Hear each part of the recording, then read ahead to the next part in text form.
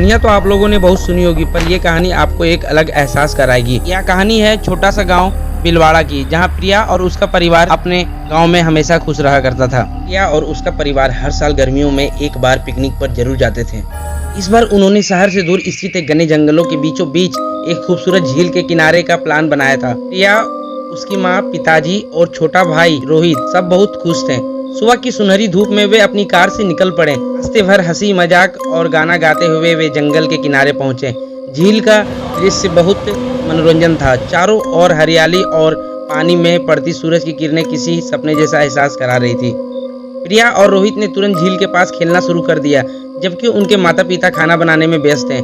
चारों तरफ एक अजीब सी शांति थी, जो एक अजीब सी खुशी का अनुभव करा रही थी। शाम होते होते प्रिया को जंगल के अंदर थोड़ा और जाने का और टहलने का मन हुआ। उसने अपने माता पिता को बताया और अपने छोटे भाई के साथ चलने के लिए कहा। रोहित ने मना कर दिया, तो प्रिया अकेले ही निकल पड़ी। जंगल में थोड़ी दूर चलते ही उसे एक पुराना और टूटा हुआ मंदिर दिखाई दिया। मंदिर को देखकर प्रिया का मन हुआ उसे जाने का। जैसे ही मंदिर के दरवाजे को खोला, एक ठंडी हवा का झोंका आया और प्रिया को एक अजीब सी आवाज सुनाई दी। वह आवाज जैसे उसे बुला रही थी। प्रिया ने अंदर कदम रखा, तभी दरवाजा अचानक से बंद हो गया। उधर प्रिया के माता पिता को काफी समय हो गया था और वो चिंता करने लगे। उन्होंने रोहित को साथ लेकर प्रिया को ढूंढना शुरू किया। काफी ढूंढने के बाद उन्हें प्रिया का बैग मंदिर के बाहर मिला। जैसे ही उन्होंने मंदिर का दरवाजा खोला, उनकी चीख निकल आई। प्रिया का शरीर वहां पड़ा था और उसकी आंखें खुली हुई थी, जैसे उसने किसी भयानक चीज को देखा हो। उनके समझ में नहीं आ रहा था कि ये सब कैसे हुआ। डर के मारे उन्होंने तुरंत वहां से निकलने का फैसला किया। रात बहुत हो चुकी थी और जंगल में वापस जाने का रास्ता उन्हें नहीं मिल रहा था।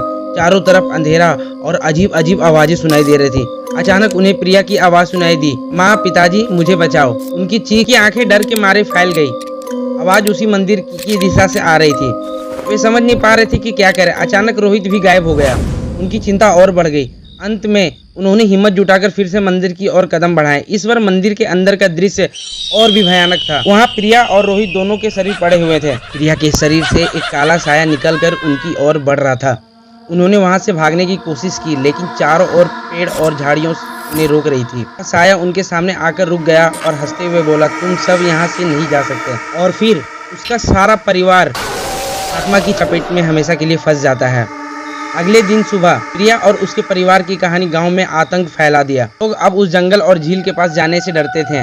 लेकिन यह कहानी यहीं खत्म नहीं हुई। महीने बाद उसी गांव में 4 दोस्त आए थे, जिनका नाम था अजय, रीना, सुनील और कविता। ने सुनी सुनाई कहानियों को चुनौती देने का फैसला किया।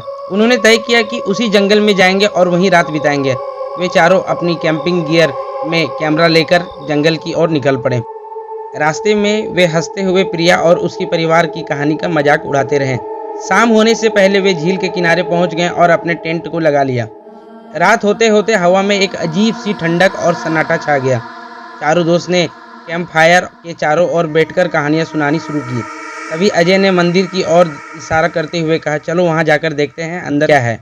रीना ने डरते हुए मना कर दिया, लेकिन अजय और सुनील के कहने पर और कविता भी मान गई। चारों मंदिर की ओर बढ़े। मंदिर के पास पहुंचकर उन्होंने देखा कि दरवाजा हल्का सा खुला हुआ है।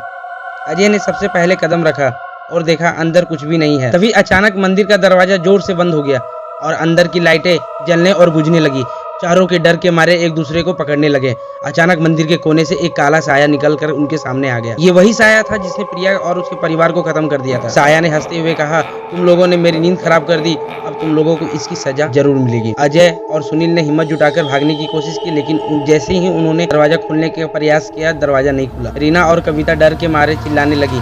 तभी साया ने अपनी भयानक आवाज में कहा, यहाँ से कोई नहीं जा सकता। चारों दोस्त समझ गए थे कि ये उनका अंत निकट है। उन्होंने कोशिश तो बहुत की, लेकिन साया के ताकत के आगे वे हार गए। अगली सुबह गांव के लोगों ने मंदिर के पास चारों दोस्त का शव पड़ा हुआ मिला। उनकी लाशें देखकर गांव वाले की हल्क सूख गई और वो अफरा तफरी में आ गए। उनकी आंखें खुली हुई थी और चेहरे पर एक भयानक परछाई साफ झलक रही थी। घटना के बाद गाँव वालों ने उस जंगल और झील को हमेशा के लिए बंद कर दिया। आज भी लोग उस जगह का नाम सुनकर कांप जाते हैं। लेकिन कुछ साहसी लोग आज भी इस कहानी की सच्चाई जानने के लिए वहां जाते हैं और कुछ वापस लौट आते हैं। उसका अब तक पता नहीं चला। क्या आप भी उस जंगल की सच्चाई जानने का साहस रखते हैं? शायद अगली बार आपकी कहानी भी इसी तरह खत्म हो जाए। धन्यवाद।